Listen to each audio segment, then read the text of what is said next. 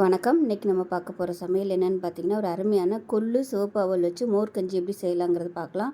Sugar control பண்ணணும்னு நினைக்கிறவங்க தாராளமாக இந்த கஞ்சி எடுத்துக்கலாம். அதே மாதிரி வெயிட் லாஸ் பண்ணணும்னு நினச்சிங்கன்னா இந்த கஞ்சி சாப்பிட்டு வரும்போது உடம்புல உள்ள கெட்ட கொழுப்பு எல்லாமே கரைஞ்சி வெளியே வந்துடும். அதே சமயம் இந்த கஞ்சி சாப்பிடும்போது தண்ணி நிறைய குடிக்கணும். குடிச்சிட்டு வந்தீங்கன்னா உங்களுக்கு கொழுப்பு எல்லாமே நல்லா கரைஞ்சி நல்ல வெயிட் லாஸ் ஆகும். ஸோ வாங்க இந்த அருமையான கொள்ளு மோர் கஞ்சி எப்படி செய்யலாங்கிறத பார்க்கலாம். இப்போ ஒரு குக்கர் எடுத்துக்கலாம். குக்கர் சூடானதும் ஒரு கப் அளவுக்கு கொள்ளு எடுத்திருக்கேன். நான் இன்றைக்கி ஒரு வேளைக்கு தக்கனதான் நான் செய்கிறேன். இது ஒரு 2 பேர் சாப்பிட்லாம். அதனால் மெஷரிங் கப்பில் 1/4 கப் அளவு இருக்கும் இல்லையா கப்பு, அந்த கப்பில் 1 கப் அளவுக்கு எடுத்திருக்கேன். இப்போ இது நல்லா வாசனை வர அளவுக்கு வறுத்துக்கலாம். இப்போ கொள்ளு நல்லா வறுபட்டுருச்சு. லேசாக ஒன்று வெடிக்க ஆரம்பிக்குது. இந்த ஸ்டேஜில் எந்த கப்பில் நம்ம கொள்ளு எடுத்தோமோ அதே கப்பில் 1/2 கப் அளவுக்கு சிவப்பு அவல் எடுத்துக்கலாம். இதையும் சேர்த்து அந்த சூட்டிலே வறுத்துக்கலாம். கடைசியாக இதை அவல் சேர்த்திங்கன்னா உங்களுக்கு வறுபட்டுரும். முதல்ல சேர்த்துட்டிங்கன்னா அவல் சீக்கிரமாகவே வறுபட்டுரும், ரொம்ப கருகி போயிடும். அதனால தான் நான் கடைசி ஸ்டேஜில் போட்டிருக்கேன். இப்போ இந்த ஸ்டேஜில் பார்த்திங்கன்னா நல்லா எல்லாமே வெடிக்க ஆரம்பிக்கும். அந்த கொள்ளு பார்த்திங்கன்னா நல்லா அப்படியே படப்படன்னு வெடிக்க ஆரம்பிக்கும்.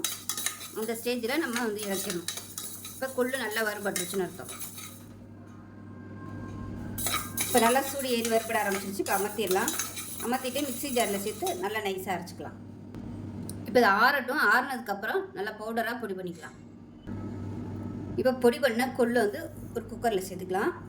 சேர்த்துட்டு எந்த கப்பில் எடுத்தோமோ அதே கப்பில் ஒரு 5 கப் அளவுக்கு தண்ணி சேர்த்துக்கலாம். தண்ணி தாராளமாகவே சேர்த்துக்கலாம்.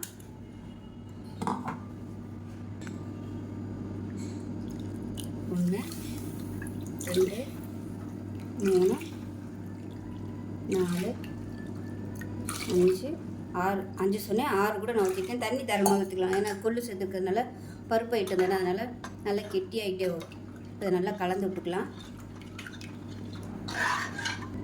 இப்போ இதில் 10 வெந்தயம் சேர்த்துக்கலாம். ஏன்னா கொள்ளு சூடு, பயங்கரமான சூடு. அதனால் வெந்தயம் சேர்த்தோம்னா நல்லா கொஞ்சம் குளிர்ச்சியாகும். இப்போ கொள்ளுக்கு தேவையான அளவு உப்பு சேர்த்துக்கலாம். உப்பு சேர்த்துட்டு ஒரு 2 சொட்டு எண்ணெய் விட்டுக்கலாம். இல்லைன்னா உங்களுக்கு அந்த தண்ணி பூரா பொங்கி ஊற்றிடும். ஒரு 2 சொட்டு எண்ணெய் விட்டுக்கலாம். எண்ணெய் விட்டோம்னா பொங்கி ஊற்றாது. இப்போ குக்கரை மூடி வச்சிடலாம். மூடி வச்சுட்டு நல்லா ஒரு 5 விசில் விட்டுட்டு ஸ்டீம் போனதுக்கப்புறம் பார்க்கலாம். அப்புறம் மிக்ஸி ஜார் எடுத்துக்கலாம். இது ஒரு 3 சின்ன வெங்காயம் சேர்த்துக்கலாம். அதோட ஒரு கொத்து கருவேப்பிலையில் சேர்த்துக்கலாம். சின்னதாக ஒரு பச்சை மிளகா, இந்த அளவுக்கு போதும்.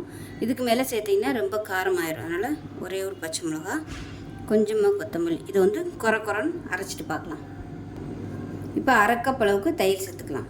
இப்போ இது கூட பெருங்காயத்தூள் சேர்த்துக்கலாம். இதிலே சேர்த்துட்டோம்னா நல்லா மிக்சிங் ஆயிரும். 1/4 டீஸ்பூனுக்கும் கம்மியாக பெருங்காயத்தூள் சேர்த்துக்கலாம். இதை அரைச்சிட்டு பார்க்கலாம்.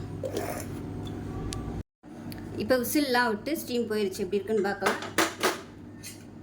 இந்த மாதிரி தான் இருக்கும். இப்போ இது கெட்டியாக இருக்குது. இதில் கொஞ்சம் தண்ணி சேர்த்துக்கலாம். தண்ணி கொஞ்சமாகவே சேர்த்துக்கோங்க. திருப்பி நம்ம மோர் சேர்க்கணும். அப்போ ரொம்ப தண்ணியாக போயிடும். இது ஆறட்டும். ஆறுனதுக்கப்புறமா நம்ம மோர் சேர்த்துக்கலாம். இப்போ நல்லா ஆறிடுச்சு. இப்போ இந்த ஸ்டேஜில் நம்ம அரைச்சி வச்சுருக்க அந்த மோர், பச்சை மிளகா, கருவேப்பிலை, கொத்தமல்லி, பெருங்காயம், வெங்காயம் எல்லாத்தையுமே சேர்த்துக்கலாம். வெங்காயம் விருப்பப்பட்டால் இன்னும் கூட நீங்கள் நிறைய சேர்த்துக்கலாம். அவ்வளோதான். எவ்வளோ திக்னஸ் இருக்குங்கிறத பார்த்துட்டு தண்ணி எண்ணெய் ஊற்றிக்கலாம். திக்காக தான் இருக்குது. இன்னும் கொஞ்சம் நம்ம தண்ணி சேர்த்துக்கலாம். இப்போ இன்னும் கொஞ்சம் தண்ணி சேர்த்துக்கலாம். வெங்காய ஃப்ளேவர் பிடிக்கும்னு நினச்சிங்கன்னா இந்த மாதிரி அரைச்சி சேர்த்துக்கோங்க. இல்லைன்னா உங்களுக்கு முழுசாக கூட நீங்கள் அப்படியே சேர்த்துக்கலாம். உங்களோட விருப்பம் தான். அரைச்சி சேர்த்தோம்னா நல்லாயிருக்கும் அந்த வெங்காய வாசனையோடு சாப்பிட்றதுக்கு. உப்பு எப்படி இருக்குங்கிற பார்த்துட்டு உப்பு பத்தலைன்னா சேர்த்துக்கலாம்.